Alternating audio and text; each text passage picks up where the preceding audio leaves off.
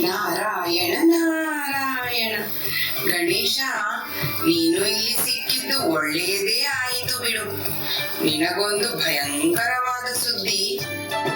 ಏನದು ಪೂಜ್ಯರೇ? ಗಣೇಶ, ರಾವಣ ನಿನ್ನ ತಂದೆ ಪರಮೇಶ್ವರನಿಂದ ಆತ್ಮಲಿಂಗವನ್ನು ಪಡೆದು ಕೊಂಡೊಯ್ಯುತ್ತಿದ್ದಾನೆ.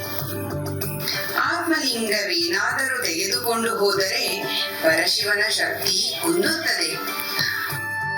ಹೀಗಾದರೂ ಮಾಡಿ ಆತ್ಮಲಿಂಗವನ್ನು ಉಳಿಸಿಕೋ. ಪೂಜ್ಯರೇ, ನೀವೇ ದಾರಿ ತೋರಿಸಿ. ಗಣೇಶ, ರಾವಣ ಸಂಜೆಯ ಸಮಯದಲ್ಲಿ ಸಂಧ್ಯಾವಂದನೆಗೆ ಸಮುದ್ರಕ್ಕೆ ಹೋಗುತ್ತಾನೆ. ಆ ಸಮಯದಲ್ಲಿ ಅವನು ಆತ್ಮಲಿಂಗವನ್ನು ಯಾರ ಬಳಿಯಾದರೂ ಕೊಟ್ಟು ಹೋಗಬೇಕು.